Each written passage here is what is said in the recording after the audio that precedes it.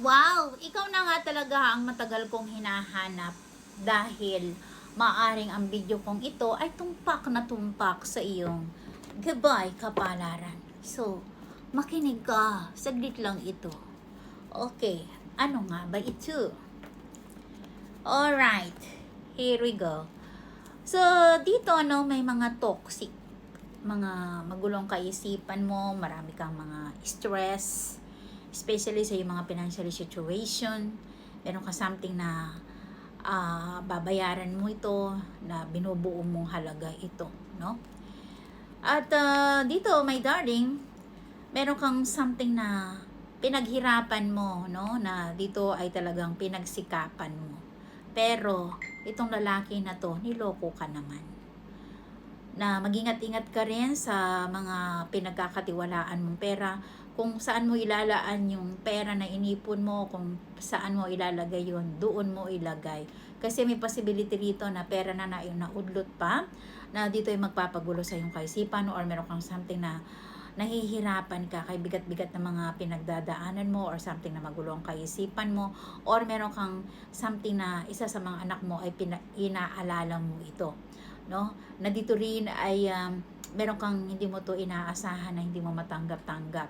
Kasi dito ay kulang ka rin sa tulog, marami kang mga iniisip, or meron mga nagpapagulo sa iyong kaisipan.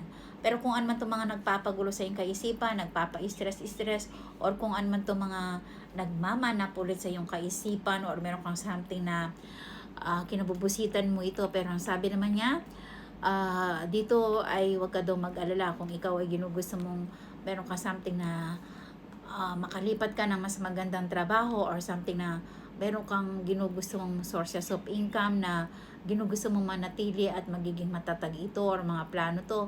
Huwag ka daw mag-alala, magiging okay naman daw ito. At this coming lately na parang ikaw ayaw mo na lang lumalabas ka, you don't want to waste your money for nothing. Okay, na dito rin ay meron ka sa mga taong ayaw mo na itong magiging kasama, or ayaw mo makahalubilo ang mga ito, na parang dito mas ginugusto mo pa mapag-isa ka. Pero ang sabi naman niya na dito ay kinakaya mo ang lahat, na kahit ikaw ay mag-isa ka ay magiging matagumpay ka. So ibig sabihin may possibility na dito yayamanin ka, yayaman ka pagdating ng araw, no?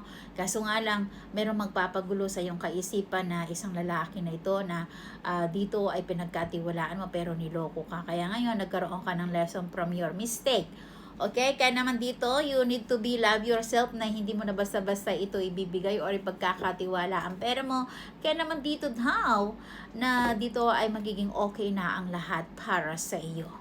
Okay, yan lang muna. At kailangan mo ring matulog ka. Huwag mong i-spend yung oras mo sa walang kabuluhan.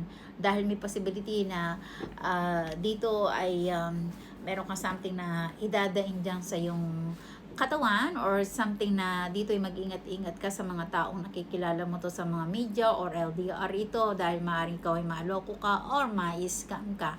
Okay, yun lang muna ang nagbabagang balita ng inyong gabay kapalaran. Muli si Lady Diyosa ng kagandahan ng nag-uulat. Thank you sa panonood. Hanggang sa muli. Goodbye!